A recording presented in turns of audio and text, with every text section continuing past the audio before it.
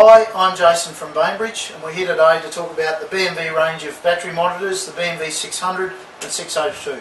This range of monitors is considered up amongst the top of the range in battery monitoring, purely for the features and the functions that it offers, and we'll look at those in detail today and how importantly how to program one of these units. They will give you voltage, amperage and time to go. The 602 will give you that for 2 battery banks. The 600 gives it to you for 1 and the 602 for 2. So let's have a look at the programming. Okay, the most important part that we need to consider first is the connection of the BMV to our system. This is what we call a shunt. This monitors or measures the current flow through the system. This connects on the earth side of our system, so not on the positive battery side but on the negative. So you'd connect the negative terminal from the battery on one side and then the earths from the loads that you'd like to monitor. So if you've got a fridge coming off, you'd run the earth back to here so that that forms part of that earth circuit, and we'll measure the load as it flows through the shunt. There's 2 other significant connections we need to make on the shunt. One is a positive wire that is supplied in the kit, so we run from the positive side of the battery. We simply insert the wire into this small hole here to monitor the voltage side. And then the second connection is the cable kit provided into this square connector that actually runs up to the head unit.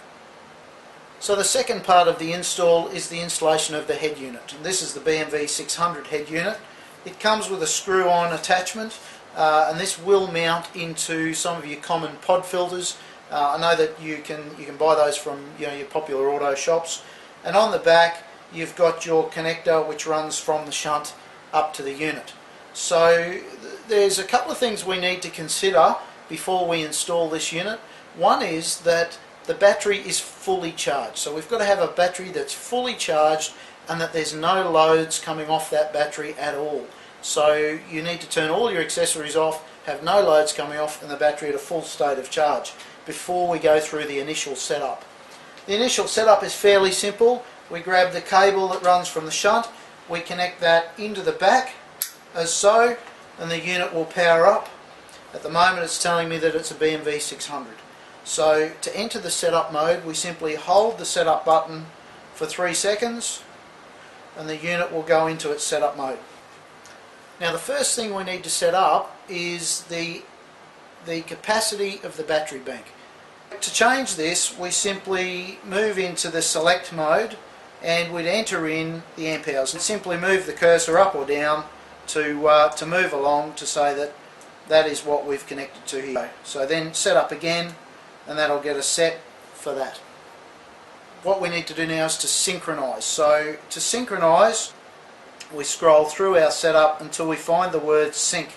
That synchronizes the head unit, the shunt to the battery and the capacity, which will then give us time to go. So there you go, we've got to sync. So we'll literally say select for 3 seconds and it says OK. So it's now synchronized with the unit. Now I can just go out of setup, back to my normal program. If I hold it for 3 seconds, we'll go back to my BMV600. Now simply scroll up and down the positive and negative. TTG is time to go. So it's doing a calculation, what we call a Phuket ratio, based on the capacity of the battery, the voltage of the battery and the draw coming from the battery. It's saying that I've got 31.3 hours of battery usage, and obviously as I draw load from that battery it'll auto calculate that.